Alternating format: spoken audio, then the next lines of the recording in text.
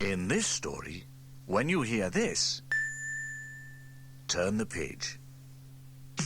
When he hears the fire bell chime, Fireman Sam is there on time. Putting on his coat and hat in less than 7 seconds flat. He's always on the scene, Fireman Sam, and his engine's bright and clean. Fireman Sam, you cannot ignore. Sam is the hero next door. Sam smells a rat. It was the start of another day in Pontypandy. The sun was shining, the sky was clear and bright, and all the birds were singing. Fireman Sam got up and threw open the windows. "Ah," he said, taking a deep breath. "There's nothing like the smell of fresh air to wake you up in the morning." Sam got ready for work, checked that all his buttons were shiny, and that his hat was at a jaunty angle, and set off for the fire station. As it was such a nice morning, he decided to set off earlier than usual and take a short stroll through the park. Being early, it was nice and peaceful in the park, and Sam quite enjoyed his stroll. He stopped by the flower beds for a moment to smell the flowers. He liked the flowers and wished he could stay longer, but he had to get to the fire station. On his way down the street, he passed Bella's Cafe. Even though it wasn't open yet, he could smell the aroma of freshly baked cakes. His mouth watered just thinking about them, and he was sorry to leave the smell behind as he walked on. Station Officer Steele was also on his way to the fire station, but he didn't feel as happy as Sam. You see, he had a cold, and it made him feel miserable. His nose was all blocked up, and he had to keep stopping to blow it. "I can't smell anything," he moaned. "I can't even smell my prize roses." This made him feel more miserable than ever, because he liked to smell them every day. Mind you, it also meant that he couldn't smell the pile of manure nearby that he was going to spread on the roses to help them grow. When Station Officer Steele and Sam arrived at the fire station, they met Elvis Cridlington, who was carrying a book. "What are you reading?" asked Sam. It's a cookbook," said Elvis proudly, "full of exotic and foreign recipes. I thought I might try one today. It'll make a change." "Anything will make a change if it's edible," grumbled Steele. So, Elvis went into the kitchen with his cookbook, Steele went into his office with his cold, and Sam was thinking. The more he thought about Elvis and his exotic recipes, the more he thought about going to Bella's Cafe for lunch, and about the mouth-watering smell that had wafted from her kitchen. Meanwhile, at Mrs. Price's store, a package had arrived for her son, Norman. "At last," he said mysteriously. Making sure he was alone, he tore off the brown wrapping paper to reveal a small cardboard box. He opened it. "It's my stink bombs," he exclaimed gleefully, and smiled a mischievous smile. Norman wondered what to do with them. Well, he knew what to do with them. It was just a case of where. A moment later, Norman chuckled to himself. "I know just the place," he said, scampering up the street towards the fire station. At the fire station, it had been a fairly quiet morning. Sam was snoozing, Steele was sneezing, and Elvis was doing his best with the exotic cooking. Naughty Norman crept into the station, and when he saw that there was nobody about, he let off one of his stink bombs by Jupiter's front tire. Norman ran off to watch from a safe distance. The stench from the stink bomb spread through the fire station, floating silently upstairs to where Sam was dreaming about Bella's cooking. Sam sniffed and awoke with a start. His nose wrinkled up. "Whoa! What's that awful smell? Elvis, have you burnt the lunch again?" he called. "No, I haven't," said Elvis indignantly. "There's nothing wrong with... Oh! What's that smell?" They called Station Officer Steele, but he was next to useless. He couldn't smell a thing because of his cold. "I think it's coming from downstairs," said Sam.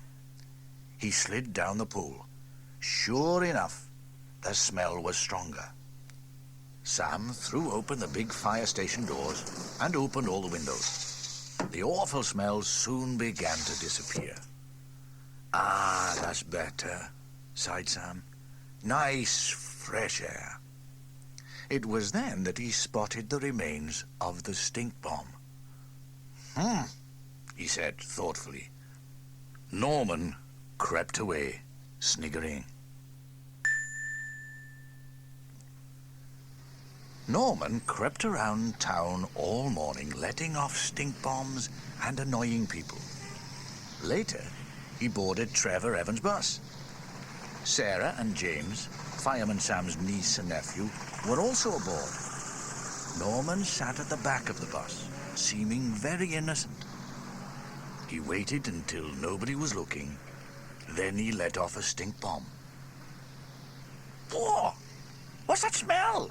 he said, pretending he didn't know what it was. "Oh, it's awful," squealed Sarah. They went up to the front of the bus to get away from the smell, but it followed them. "Goodness!" cried Trevor when he smelt it. "What's that?" Trevor ushered the children out of the door, opened all the windows, and got off the bus. They all had to sit by the side of the road and wait for the smell to disappear before they could get back on the bus and continue their journey. Norman was trying very hard not to laugh. When most of the smell had gone, everybody climbed back on board, taking care to leave the windows open. The bus came round by the park, and naughty Norman got off and scurried away. Sarah and James thanked Trevor for the ride and went over to Bella's cafe. The smell still lingered in the bus, so Trevor called into Mrs. Price's store for something to disguise it. He picked up a can of air freshener. "You know, it's a funny thing," said Mrs. Price. "I've been doing a roaring trade in air fresheners today. Suddenly, everybody wants air fresheners. Can you imagine?" Trevor said he could. When he hears the fire bell chime, Fireman Sam is there on time. Putting on his coat and hat in less than 7 seconds flat. He's always on the scene, Fireman Sam, and his engine's bright and clean. Fireman Sam, you cannot ignore. Sam is the hero next door. Meanwhile, Sarah and James were in Bella's cafe. They took a long time to choose what they wanted from the menu, while Bella waited patiently. "Well, what do you have?" she asked finally. "We'll have 2 ice cream sodas and 2 cream cakes, please," said James. While Sarah and James sat down at one of the tables, Bella pottered around in the kitchen. It was there that she smelt a funny smell. She switched the cooker off and looked in the oven. "This is certainly not my cakes," she said. But she couldn't think what else it could be. And the smell was getting stronger. Bella went back into the cafe. Sarah, James, she said, there's a funny smell in my kitchen. Will you go and fetch your Uncle Sam for me? Maybe he will know what it is. Sarah and James could see that she looked worried, so they hurried off at once. Sarah and James ran up the road to the fire station. "Uncle Sam," they cried, "you must come quickly. Bella says she can smell something funny in the kitchen." "Aha," said Sam, thinking back to the stink bomb he found. "So the stink bomb phantom is at it again, is he?" Fireman Sam pressed the alarm button. The bells rang, and Elvis and Station Officer Steele came sliding down the pole. They were in such a hurry that Elvis almost forgot he was still wearing his kitchen apron. "Come on," said Sam. "Bella's got a smelly problem down at the cafe." They all climbed into the fire engine, and with the bells ringing, they raced through the streets to Bella's cafe. When they got there, Bella was standing outside on the pavement, still looking worried. "What's the matter, Bella?" asked Sam. "It's the smell. It's getting so bad," she replied. Sam poked his head round the cafe door gingerly and took a gentle sniff. His nose twitched as he tried to identify the smell. He soon realized that it wasn't a stink bomb. It was something else. He went back and had a quiet word with Station Officer Steele. "Everybody back now," said Steele importantly, making sure they stayed away from the cafe. "We've got a gas leak." Sam had opened one of Jupiter's lockers and was putting on a fireman's gas mask. "Cara mia!" exclaimed Bella when she saw him. "Don't worry, Bella," said Steele. "Sam will sort it out." Sam entered the cafe in his gas mask, carrying a bag of special tools. He walked behind the counter and into the kitchen beyond. He looked around, trying to find out where the leak was coming from. He heard a hissing sound coming from near the cooker. Sam knelt down by the cooker, and sure enough, he found the gas leak.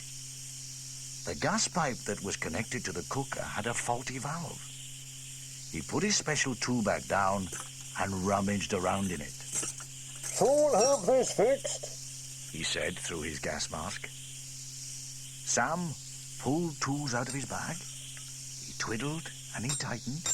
He banged and he clanged. He twisted and he turned. And soon he was satisfied. "There, it's fixed. It's as good as new now. It won't leak gas again." And he packed his tools away and went to tell Bella the good news. Meanwhile, around the corner at the general store, Mrs. Price watched the fire engine outside Bella's. "Goodness! Whatever's going on?" she asked herself. There were people standing round on the pavement, and she couldn't see much from her shop door, so she wandered over to see what all the fuss was about. "Oh dear! What's happening, Bella?" asked Mrs. Price when she crossed the road. "They tell me I have a gas leak," sniffed Bella. "Fireman Sam has gone in to fix it. He should be out any minute." Mrs. Price craned her neck to see. Was that Sam coming out of the door now? Sam, in his gas mask, almost bumped into Mrs. Price when he came out. The sudden, unexpected sight of Sam in his mask frightened her. "Ah!" she screamed. It was difficult to tell who was the most startled, but it must have been Mrs. Price, because she fainted. Luckily, Sam caught her. Steele grabbed the first aid box from the fire engine. "These smelling salts will bring her round," he said, waving a small bottle under her nose. Sam took his gas mask off, so as not to give her another fright. "It's her own fault," laughed Steele. "She shouldn't be so nosy." "Oh, what happened?" asked Mrs. Price weakly when she opened her eyes. "You fainted," said Steele. "I remember," she said. "Something black and horrible." "That was my gas mask," laughed Sam, holding it up for her to see. Mrs. Price did feel silly, and she went bright red with embarrassment. While all this had been going on, naughty Norman had been watching from his hiding place in the park. "All those people," he chortled. "That's just the place to let off my last stink bomb." He wandered over as innocently as he could and took out his little cardboard box. "Hello? What's going on here?" boomed Station Officer Steele, walking up behind Norman and making him jump. "So you're the culprit behind the foul smell in the fire station, are you? Just be thankful I couldn't smell it with my coat." And with that, he marched Norman off to his mother. Steele told Mrs. Price all about her son's antics and showed her the remaining stink bomb. Norman stood there, looking very guilty, while his mother scolded him. "Whatever will I do with you, Norman Price?" she said. "If you'll pardon me," said Steele, "I can think of just the thing." They went round to Steele's house. "There," he said, pointing to the pile of manure. "I want that lot spreading on my roses." "But it smells awful," squealed Norman. "Then wear a peg on your nose," said Steele. So Norman did. And funnily enough, he never used stink bombs again. When he hears the fire bell chime, Fireman Sam is there on time. Putting on his coat and hat, in less than 7 seconds flat. He's always on the scene, Fireman Sam, and his engine's bright and clean. Fireman Sam, you cannot ignore. Sam is the hero next door. Sam's Night Watch. Sarah and James were on their way to the park to play. "Let's see if Uncle Sam wants to come with us," said Sarah. "That's strange," said James, when they got to Sam's house. "All the curtains are drawn." Puzzled, James knocked on the door. There was no answer. He was just going to knock again when Sarah stopped him. "I've just remembered," she said. "Uncle Sam is on night watch at the fire station this week, so he works at night and sleeps during the day." "Oh dear," said James. "I hope we haven't woken him up." "Shh," hissed Sarah as they tiptoed away. They did not have to worry, for upstairs in his bedroom, Sam was fast asleep. With the curtains drawn, the whole house was dark. Not a thing stirred. The only thing to be heard was the tick, tick, tick of the alarm clock by Sam's bed. The clock ticked happily to itself all day. Then suddenly, at 5 o'clock in the afternoon, it went off. Sam awoke with a start. "Where's the fire?" he cried, leaping out of bed. He felt very silly when he remembered where he was. "Well, at least it got me up," he said sheepishly. Sam went downstairs to make his breakfast. "I can never get used to having my breakfast at tea time," he said, pouring out a bowl of cornflakes. "But that's what happens when you're on night watch. All your days are back to front." Sam got dressed and checked his uniform in the mirror before leaving the house. As he walked to the fire station, everybody else was going home. Even Mrs. Price was closing her store for the evening. At the fire station, Sam checked in with Station Officer Steele, who had been in charge of the day watch. "On time as usual, Sam," he said, yawning. "Good show. The fire brigade must be ready for emergencies at all times, day and night." Then, leaving Sam in charge, Steele went home. Mess Officer Elvis Cridlington had also finished work for the day. "I've left a little something for you in a pan on the stove in case you get hungry during the night," he said. "Why, thank you, Elvis," said Sam weakly. Whenever Elvis left something in the pan, it was usually because it refused to come out. After Station Officer Steele and Elvis Cridlington had gone, Sam was all alone in the fire station. His night watch had begun. He checked Jupiter, the fire engine, to make sure it was ready should he be called out to answer an emergency, and having done that, he went upstairs to wait. Sam waited and waited. The phone didn't ring, the alarm bell didn't go off, and nobody rushed in from the street shouting fire. Sam wandered over to the stove to see what Elvis had left. Whatever it was cold and rubbery and a very peculiar color. Meanwhile, Trevor Evans was walking home. He had been to the cinema. He reached his front door and put his hand in his pocket to pull out his keys. His pocket was empty. In a panic, he searched all his other pockets. They were empty too. "Oh, no," he groaned. "I've lost my keys. I'm locked out." Desperately, he tried the door, just in case he'd forgotten to lock it. He hadn't. It was well and truly locked. "I know," he said. "Perhaps I can climb in through a window." But all the big front windows were locked too. Trevor sat down on the doorstep and sighed. He sat and he thought, and he had an idea. "Of course," he cried. "The pantry window. Now that has never shut properly." Trevor rushed round the side of the house, and sure enough, the little window was ajar. "It's a tight squeeze," he gasped, as he squirmed and wriggled in through the open window. Then quite suddenly, he couldn't move at all.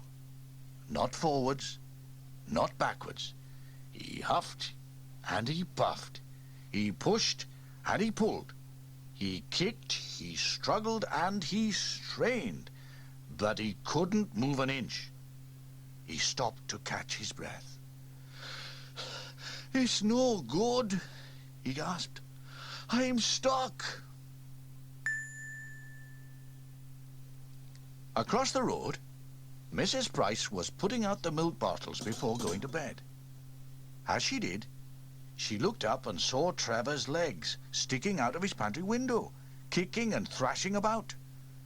Mrs. Price went as white as a sheet. "Eek!" she shrieked. "It's a burglar!" Mrs. Price phoned the police from the phone box by her store. When the policeman arrived, he went over to Trevor's house with his torch. "Hello, hello. What's all this then?" he said, addressing the pair of legs that were sticking out of Trevor's pantry window. "Arrest him! It's a burglar!" squealed Mrs. Price. "No, I'm not," said the pair of legs. "I'm Trevor Evans, and I'm stuck. I lost my keys, tried to climb in the window, and here I am." The policeman gave Trevor's legs an experimental tug, thought for a minute, and began to talk importantly into his walkie-talkie. Across town, at Pontypandy fire station, the phone rang. Sam answered it. "An emergency? Where?" I'll be there right away, he said. Sam sprang into action. He slid down the pole, threw open the huge fire station doors, and climbed into the cab of Jupiter, the fire engine. The engine roared into life, and Sam drove Jupiter out into the night, its blue light flashing brightly. He raced through the quiet, lamplit streets of Pontypandy, under the viaduct, and around the corner by Mrs. Price's store. It wasn't long before he reached the street where Trevor lived. When he hears the fire bell chime, Fireman Sam is there on time. Putting on his coat and hat in less than 7 seconds flat. He's always on the scene, Fireman Sam, and his engine's bright and clean. Fireman Sam, you cannot ignore. Sam is the hero next door. With the arrival of Sam and Jupiter, it became quite busy outside Trevor's house. Bella, the Italian lady who owned the cafe, had come out to see what was going on. Mrs. Price was talking non-stop, and the policeman was solemnly taking notes in his notebook. Then, of course, there was Trevor. This is really embarrassing, said Trevor when the policeman took Sam round to the pantry window. I don't usually do this sort of thing. Don't worry, Trevor, said Sam confidently. We'll have you out of there in a jiffy. Sam looked at the policeman and nodded. 1, 2, 3, pull, said Sam. And he and the policeman took a leg each and pulled. Ow! Ouch! Cried Trevor. Stop! Stop! We could try pushing, said the policeman. So they tried pushing. Ow! Ouch! Cried Trevor. Stop! Don't!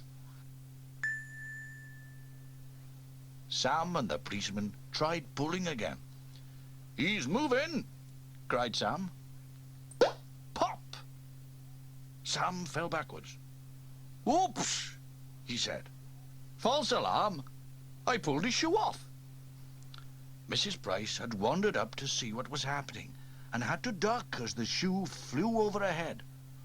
Well, I never! She exclaimed. Meanwhile, Jupiter's blue, flashing light had woken Sarah and James. They got up and peered out of the bedroom window.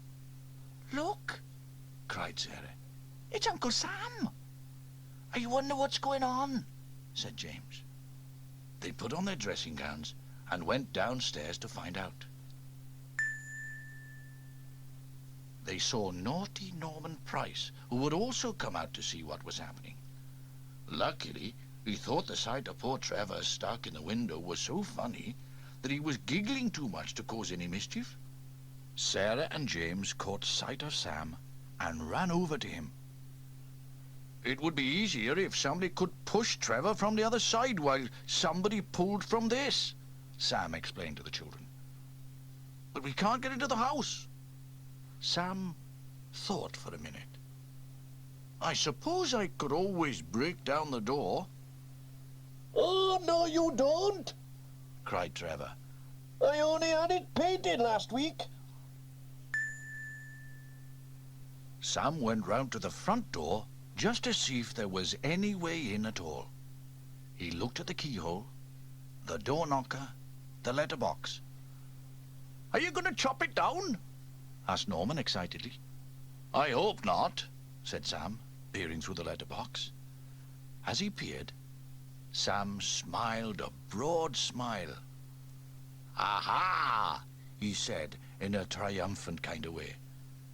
There, sitting on a table in the hallway, were Trevor's keys. So he hadn't lost them after all. He'd just forgotten them when he went out. That made things a lot easier. Sam went over to Jupiter and started rummaging around in one of the fire engine's lockers. He was looking for something. Something in particular.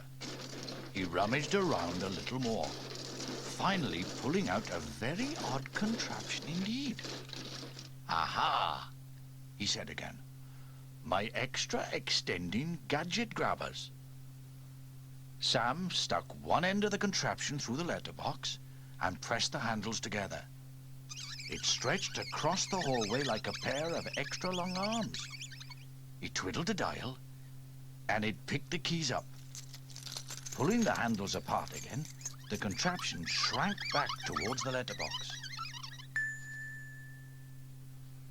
Carefully, he pulled the contraption out and took the keys. He opened Trevor's front door and went inside. Putting the gadget grabbers down on the hall table, he walked on through to the pantry. He opened the door and switched on the light. "Trevor!" cried Sam in horror.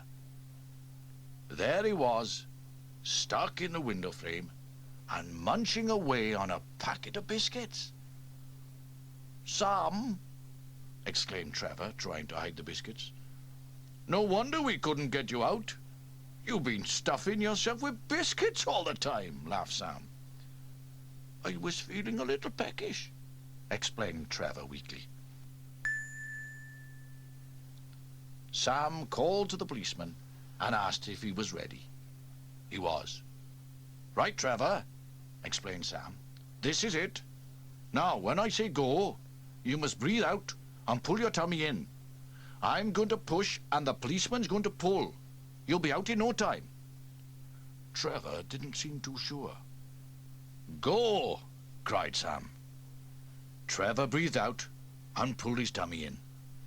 Sam and the policeman pushed and pulled. They jiggled and they jostled. They tried it in little bursts. They tried it in long ones. There were all sorts of grunts and groans and cries of, "He's moving," and "No, he isn't," and "Nearly there." Then all of a sudden, almost without warning, there was a loud pop, like a cork being pulled from a bottle. One moment Trevor was in the window, the next he was sitting on top of the policeman. Everybody cheered.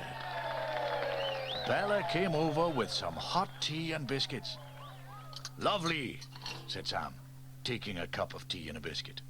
"Thank you kindly, madam," said the policeman, taking a cup of tea and a biscuit. I've gone off biscuits," said Trevor, just taking a cup of tea. Sam laughed. After his tea, Sam packed his gadget grabbers away. Everybody drifted back indoors now that the excitement was over and went to bed. The policeman went off to fill in his reports, and after saying good night to Trevor, Sam drove back to the fire station. After all, he was still on night watch. Sam stayed on duty all night, and at 7:30 in the morning, Station Officer Steele turned up for work. He was taking the day watch. "Quiet night?" he asked. "Oh, so," replied Sam. "You're never stuck for anything to do being a fireman?" When he got home, Sam went straight to bed. Then he got up again.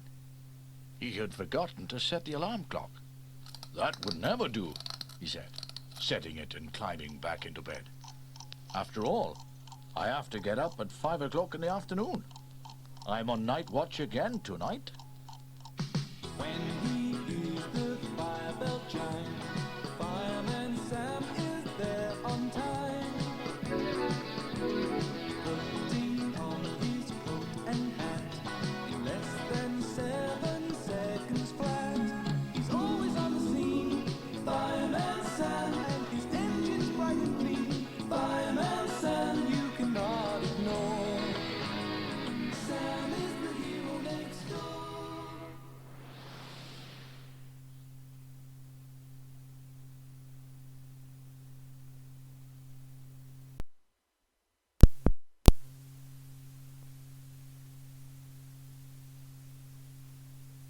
In this story, When you hear this, turn the page.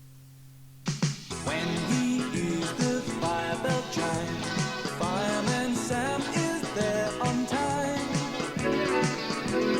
Putting on his coat and hat in less than 7 seconds flat. He's always on the scene, Fireman Sam, and his engine's bright and clean.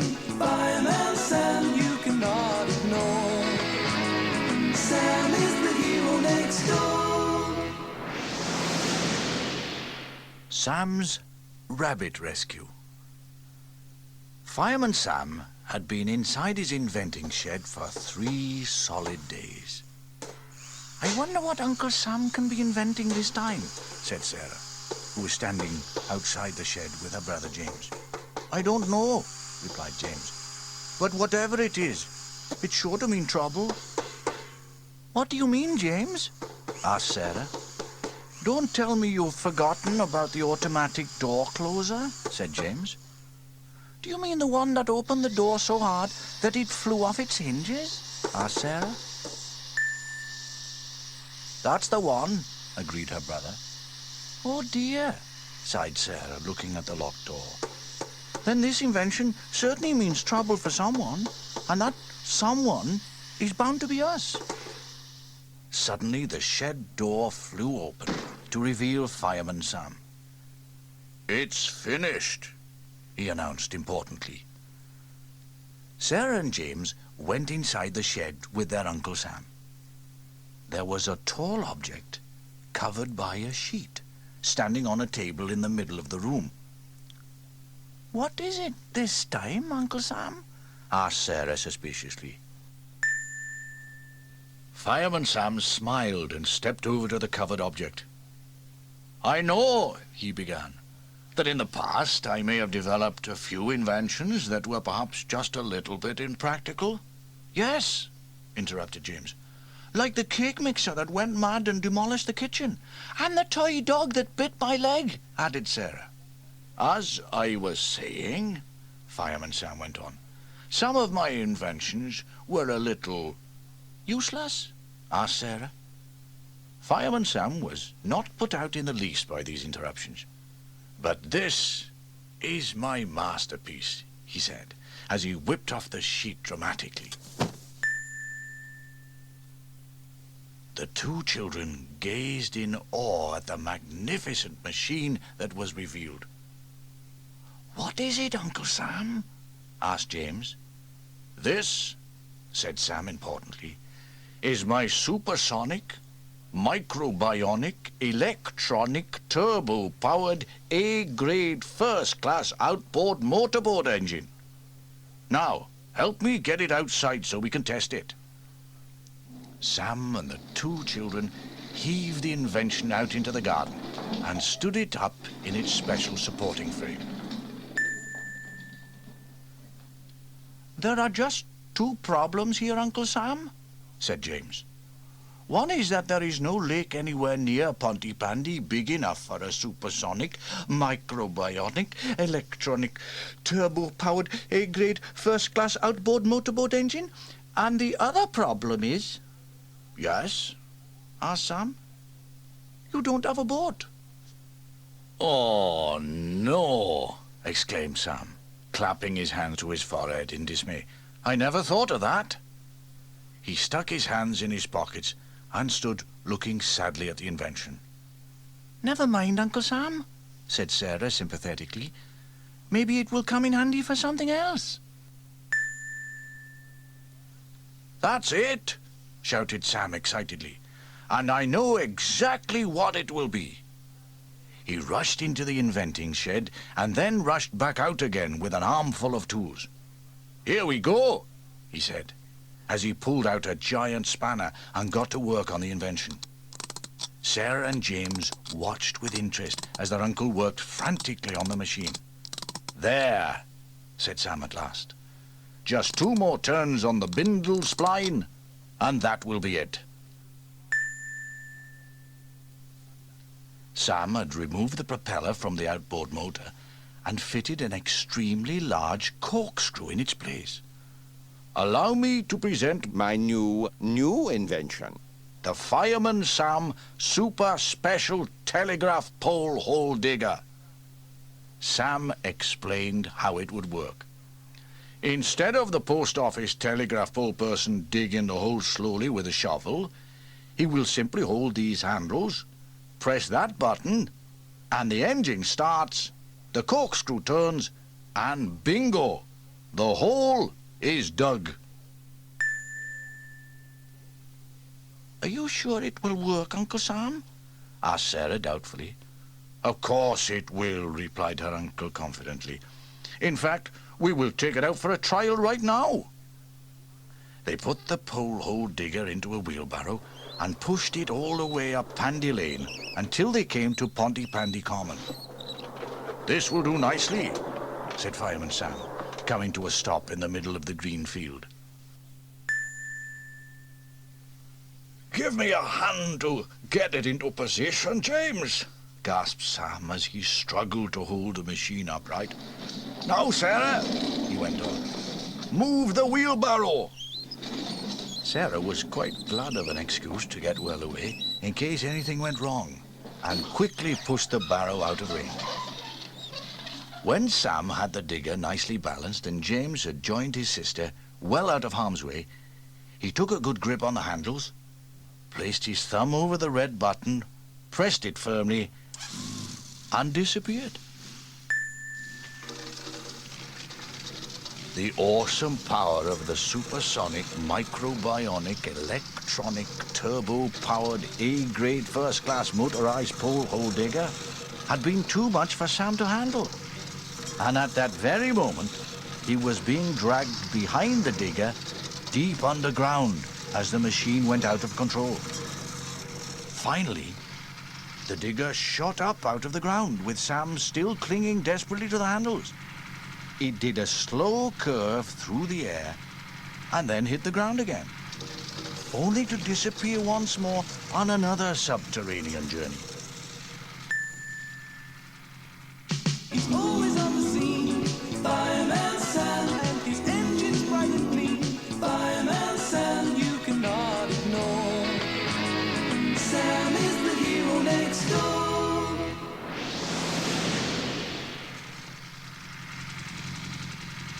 Sarah and James watched with interest as their uncle kept popping up out of the ground and then disappearing again. I suppose he will run out of petrol quite soon, said Sarah, as Sam did a spectacular double flip before disappearing yet again. Probably, agreed James, but he was wrong. The pole hole digger didn't run out of petrol. It exploded just as it reached the peak of a particularly high leap. We were lucky there, said James to his uncle as he pushed him along Pandy Lane in the wheelbarrow. Lucky, groaned the feeble fireman. Yes, very lucky, said James. If the digger had exploded underground, Sarah and I would have had to dig you out. Oh, yes, we were very lucky, moaned Sam, settling back in the barrow and closing his eyes. Very lucky indeed. Back at the fire station, Sam soon recovered from his ordeal and was ready for duty. He'd just finished a cup of tea when the telephone rang. Sam picked it up. Hello, he said. Help! It was Bella, the nice Italian lady who owned the cafe in the high street. What's the trouble, Bella? Asked Fireman Sam. It's a horrible, Wailed Bella. I'm being invaded by jumping pussycats. Jumping pussycats? Asked the puzzled fireman. Station Officer Steele, Sarah, and James looked at each other. Jumping pussycats? They all said in amazement. Sarah, James, and the fearless firefighters climbed aboard Jupiter, the fire engine, and roared out of the fire station. They sped through the streets of Pontypandy and came to a screeching halt in front of Bella's cafe. They jumped out of Jupiter and rushed into the cafe. An amazing sight met their eyes. Rabbits. Black rabbits, brown rabbits, white, grey, and even spotted rabbits. They were everywhere. In things, on things, behind things, and under things. Bella was sitting on the edge of the counter holding a rabbit in each arm. See, She said. jumping a pussycats. They're not pussycats, said Station Officer Steele. They're rabbits, I know, said Bella. but I can't say rabbits in English. But then a scream was heard. Ah! That sounds like Mrs. Price, said Sam. They all rushed into the street and saw Mrs. Price standing in front of the general store, surrounded by rabbits. Ah! She screamed again. Help! Save me! Oh! Help! Calm down, Mrs. Price, said Station Officer Steele soothingly. They're only rabbits. Only rabbits? Screeched Mrs. Price. They're horrible! Take them away! Sam looked inside the store. The rabbits were everywhere, and most of them were munching their way through Mrs. Price's vegetables. Where can they have come from? James wondered, as more and more rabbits filled the streets of Pontypandy. At that moment, Trevor Evans came driving carefully along the high street. Trevor leaned out of the minibus window and shouted to Sam and his friends. "I've just come down from Pandy Moor," he yelled. "The construction company has laid the new motorway right across the old rabbit warrens. The rabbits just managed to get out before the burrows were sealed completely." Oh, no, exclaimed Sarah. That means the rabbits have no homes. Well, they can't stay here, snapped Mrs. Price, as another lettuce leaf disappeared down the throat of a munching bunny. "No, they can't," added Station Officer Steele, doing a very good tap dance as a baby rabbit clung to his trouser leg. Why don't we take them to the common, suggested James, and let them live in the holes you dug with the power-driven pole-hole digger? Everyone thought this was a good idea, but the problem was, how do you persuade 10,000 bunnies to go where you want them to? They tried everything, but the rabbits just would not leave Pontypandy. Then Trevor Evans had an idea. "Carrot juice!"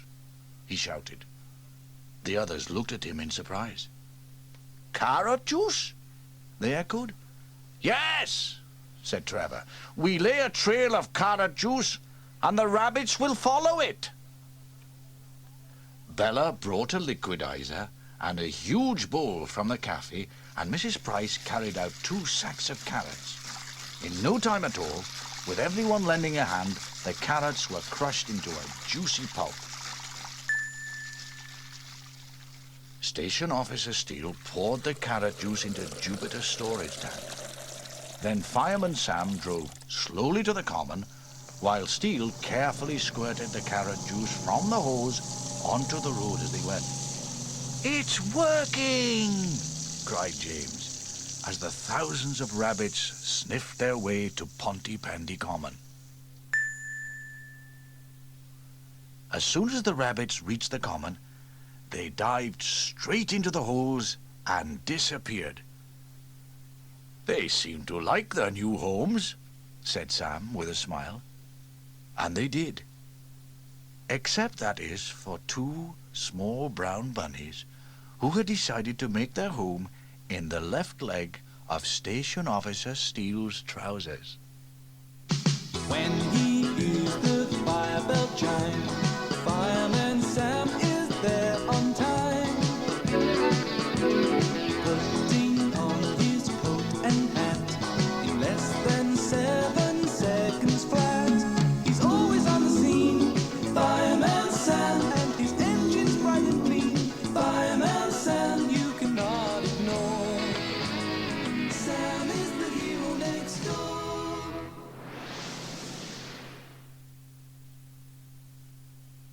Sam's Bumper Jumper. In Pontypandy High Street, there's a small cafe owned by a very nice Italian lady called Bella. Bella is good and kind and loves doing things for other people.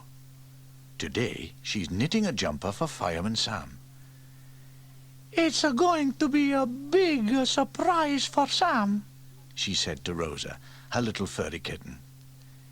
Ding went the doorbell as someone came into the cafe. Bella put down her knitting and went out to serve the customer. It was Elvis Cridlington. "Tea on toast, please, Bella," he said. Bella made the tea and toast, put them on Elvis's table, and went back into the parlor to carry on knitting. "Now let me see," she said. "Where was I up to? She had forgotten how many rows she had done. Was it a 52 or a 25? She wondered. I'd better be on the safer side, She said to Rosa. and call it a 25. She started knitting ferociously, her needles a positive blur. But then, Ding! another customer had come into the cafe. Bella sighed and put down the knitting. I'll never get it finished at this rate, She sighed. This time, it was Trevor Evans. He sat down at the table with Elvis and asked Bella for toasted tea cakes and hot chocolate. When Bella had made Trevor's snack, she went back into the parlor to knit some more of Sam's jumper. Disaster had struck the woolly jumper. Mamma mia! Shouted Bella. You are naughty pussycat! Rosa was rolled up in a huge, tangled pile of wool. She was looking very guilty indeed. Bella picked up the remains of the jumper and tried to untangle it. What am I going to do with this? She thought. It didn't take long to untangle the wool and roll it back into balls. But then, Mamma mia! she sighed. Where was I up to? Was it a 82 or a 28? I'd better be on the safer side, She said to Rosa. and call it a 28. Her needles flew into action, and Sam's woolly jumper started to grow. Bella had just put the very last stitch in the jumper when the cafe bell rang. Bella bustled out to see who had come into the cafe this time. It was Fireman Sam with Sarah and James. Ah, cara mia, Said Bella with a great big smile. it's my two favorite children. She gave them a big hug and then turned to Sam. And my favorite fireman. I've something extra special for you, Sam. Sam backed away nervously, thinking that Bella was going to give him a big hug too. But it was something entirely different. Bella rushed into the parlor and came out carrying a huge parcel which she handed to Sam. It's for you. She said with a smile. What is it, Uncle? Asked James, as Sam took the parcel from Bella. Please open it quickly, Uncle Sam, Begged Sarah. and see what is inside. Sam quickly stripped away the paper and pulled out the woolly jumper. Oh, it's beautiful, Gasped Sarah. Try it on right away, Uncle Sam. Sam pulled the jumper over his head, and everyone stared in amazement. I think it might be just a little bit biggish, Said James finally. Mamma mia! Wailed Bella. What have I done? Who did you use as a pattern, Bella? Asked Elvis Cridlington. King Kong? Don't be cruel, Elvis. Snapped Sarah. It's a very nice jumper. It's all my fault. Said Bella sadly. I'm hopeless. She put her head in her hands and started to sob quietly. "Don't cry, Bella," said Fireman Sam. "I really like it." "You do?" asked Bella, brightening up a bit. But before Sam could answer, Station Officer Steele came into the cafe. "What are you doing in that elephant rug, Sam?" he asked.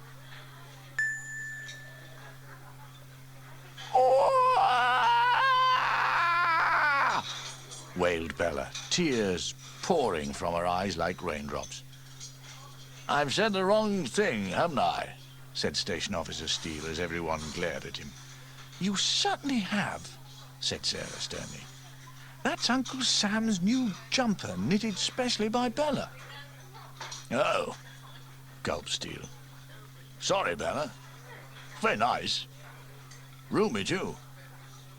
Further conversation was stopped by a flash of lightning, followed immediately by a huge clap of thunder. Boom, boom, boom, boom, boom, boom, boom. Sam almost jumped out of his jumper with fright. Then the telephone started to ring. Bella picked up the telephone and listened for a second. "It's for you," she said, handing the receiver to Station Officer Steele. Steele listened intently, a grim look on his face. "Don't worry," he said. "We're on our way." "What's happened, Mr. Steele?" asked James. "Lightning has struck the church spire," replied Steele, "and it's beginning to burn. Let's go, men." The firemen rushed outside and jumped into Jupiter, the fire engine. Sam started the engine, and they roared off to deal with the emergency.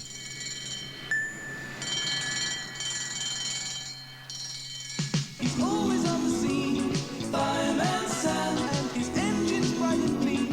Fireman Sam, you cannot ignore. Sam is the hero next door.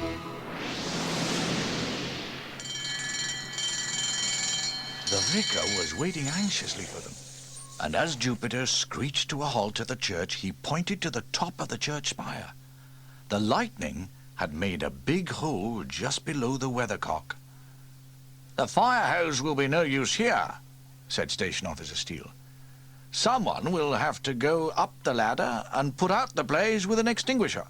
I need a volunteer." "It's a long way up, isn't it?" said Elvis, looking at the top of the spire high above them. "A very long way up," said Trevor Evans nervously.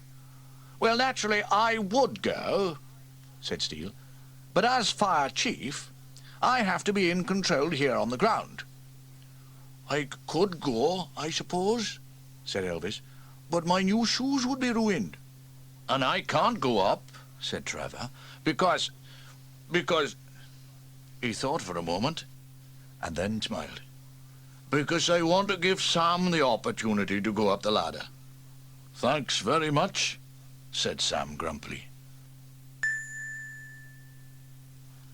Sam picked up the fire extinguisher and started the long climb up the ladder.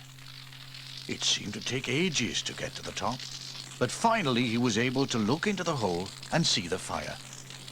"I'm going to put out the fire now," he shouted to the others on the ground. Lifting up the extinguisher, he pressed the button, and a jet of foam shot out to smother the flames. The fire was quickly put out.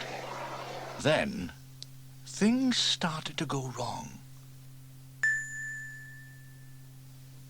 Sam was just about to climb down the ladder when a large bird flew down and perched on his nose. "Ouch!" yelled Sam, as the bird's long talons gripped his nose firmly, bringing tears to his eyes. "Get off my nose immediately!" he shouted. But the bird had decided that Sam's nose made the perfect perch. It was not going to be moved off easily. The next thing to go wrong was that Sam accidentally dropped the fire extinguisher. "I think Sam has dropped the fire extinguisher," said Elvis Cridlington, looking up. "So he has," agreed Station Officer Steele. "I think it's going to hit us," observed Trevor Evans. Hit us? They all shouted. Let's get out of here! They just managed to dive out of the way before the extinguisher hit the ground with a loud thump. Whoa! That was close, said Trevor. The others agreed. While they were talking, the ladder fell over. Sam felt the ladder start to slip. Just in time, he managed to leap off and cling tightly to the weathercock. The bird on his nose decided that all this jumping about was too much trouble and flew away. Sam was very relieved about that. So was his nose. Then he looked down. "Get me down from here!" he yelled. "The ladder is broken," said Trevor Evans, looking down at the shattered steps. "That was the longest ladder in Pontypandy," said Station Officer Steele. "We'll never get Sam down without it," added Elvis. They all looked up at Sam. "Don't worry, Sam," shouted Station Officer Steele. "We'll get you down." "But how?" asked Trevor Evans. "How about the helicopter?" suggested Elvis. "A helicopter could pluck him to safety." "You've been reading too many comics," said Station Officer Steele. "Besides, the nearest helicopter base is miles away. No, we have to think of something simple." "How about—" began Trevor. "No, that's no good either," snapped Steele impatiently. "He could dive into a bucket of water?" said Elvis. The others looked at him in amazement. "I read about it once in a comic," admitted Elvis sheepishly. "Why don't you catch him in a net?" asked a strange voice from behind the hedge. It was the vicar. "Of course," said Steele. "Why didn't I think of that?" "Because you don't read the right kind of comics," muttered Elvis under his breath. "What was that, Cridlington?" snapped Station Officer Steele. "Nothing, Chief. Nothing at all," replied Elvis innocently. Said Steele. "Right, man," he ordered. "Get the net." "We haven't got one," said Trevor Evans. "Haven't got one?" echoed Steele. "All firemen have a net." "Well, we haven't," said Elvis. "We used to have one, but it got used as a fish net when the canal bank burst and we had to rescue the fish." Then Trevor Evans had a brainwave. "Wait here!" he shouted, as he leapt into Jupiter and drove swiftly off, leaving Elvis and Steele standing by the church. Minutes later, he was back, with Mrs. Price and Norman, Sarah and James, Bella, and Sam's giant jumper. "Everybody stand round the jumper and pull it tight," ordered Station Officer Steele. "Right, Sam!" he shouted to the tiny figure clinging desperately to the weathercock. "Jump!" Sam looked down at the scene below. It looked like a handful of ants holding a postage stamp. "Jump!" he shouted back. "You must be joking!" But at that moment, the large bird that had previously roosted on Sam's nose decided to give it another try. Sam saw the bird swooping down with talons extended and remembered the awful pain. "Geronimo!" he shouted as he leapt for his life. Sam landed safely on the jumper and bounced to the ground. Looking at the stretched sweater, he said, "It may not have been a very good jumper, Bella, but it's the best trampoline I have ever been on." When